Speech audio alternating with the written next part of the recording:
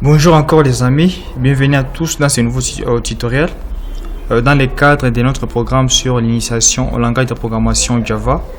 Aujourd'hui nous allons vous présenter la 7e partie de notre programme qui va porter sur la déclaration d'une variable du type int. Voilà.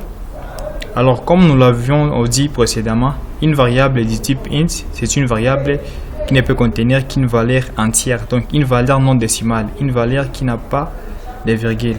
Voilà. Alors aujourd'hui nous allons maintenant pratiquer, nous allons faire la pratique, nous allons vous montrer comment est-ce qu'on parvient à déclarer une variable du type int. Voilà.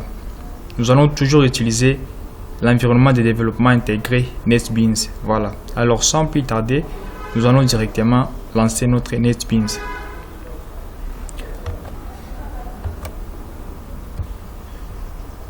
Voilà. Alors directement nous allons lancer notre NetBeans. Nous utilisons toujours la même version 7.4. Voilà, nous allons lancer NetBeans. Alors nous allons directement créer un nouveau projet. Je vais créer un nouveau projet. Je clique sur File, New Project. Je choisis Java Application. Next. Ici je vais renommer les projets. Par exemple, je nomme ça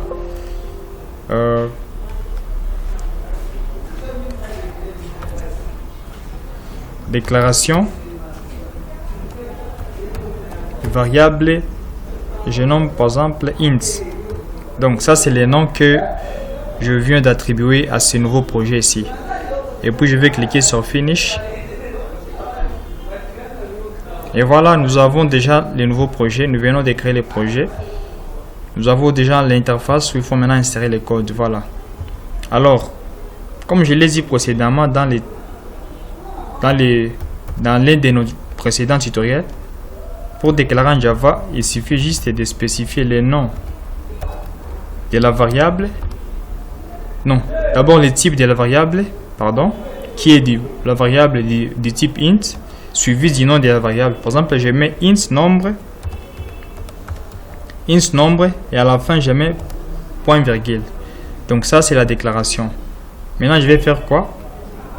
Je peux maintenant affecter dans nombre, je vais émettre donc une valeur. Alors je peux faire par exemple nombre pour affecter. C'est avec le signe égal. Nombre égal, je mets là-bas par exemple les 12. Voilà.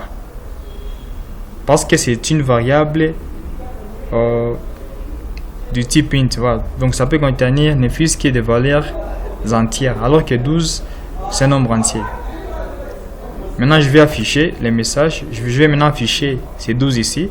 Pour afficher, c'est avec l'instruction system.out.println. Directement, il y a des suggestions qui apparaissent là-bas. C'est à vous de voir ce que vous voulez insérer. Je mets par exemple la première suggestion, println.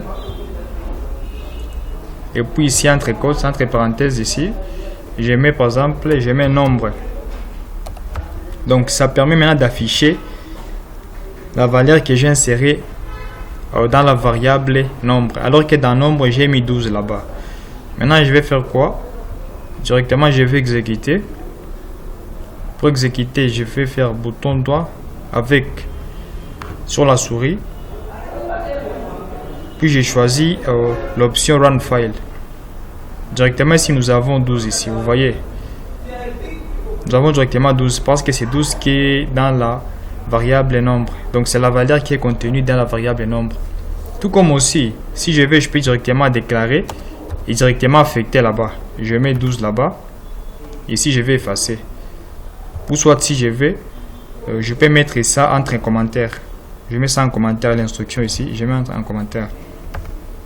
Et comme je l'avais dit, le commentaire permet de masquer une instruction. Un commentaire permet de masquer une instruction. Et pour mettre un commentaire en Java, soit il y a des possibilités, soit sur une seule instruction, ou bien soit sur plusieurs instructions. Sur une seule instruction, c'est avec des barres ici. Par contre, lorsqu'on veut mettre un commentaire sur plusieurs instructions, là maintenant il faut mettre barre. On met barre. Par exemple, je mets barre.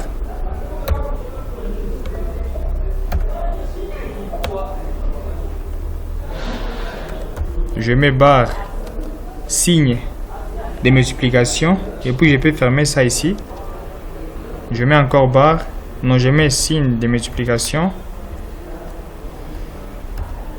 et puis je mets barre.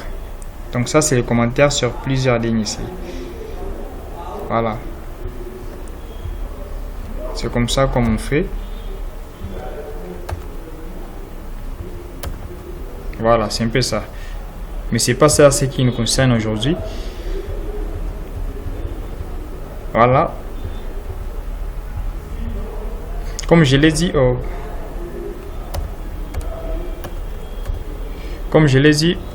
donc il y a des possibilités. Soit vous déclarez directement, vous affectez la valeur dans la variable, ou soit vous déclarez d'abord et après vous faites une affectation. Maintenant, je vais faire quoi ici? Il peut arriver par exemple que vous avez déclaré une variable mais dont vous ne voulez pas que sa valeur puisse changer au cours de l'exécution d'un programme.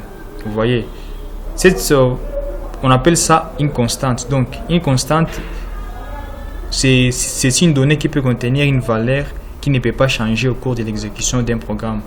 Par exemple ici, vous voyez, nombre ici c'est une variable.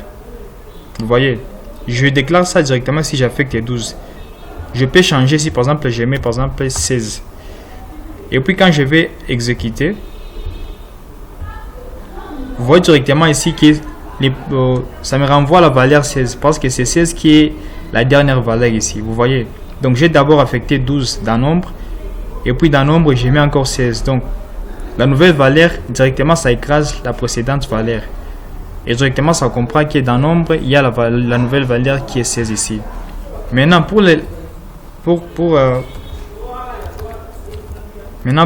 une constante, maintenant je vais maintenant changer ça, les nombres ici. Donc ça ne sera pas maintenant une variable mais plutôt ça va être une constante, donc une valeur qui ne peut pas changer au cours de l'exécution d'un programme. Maintenant pour spécifier que ces nombres ici c'est une variable du type, disons c'est une constante, il suffit juste de venir ici et de mettre là les mots clés final. Vous voyez ici je mets quoi?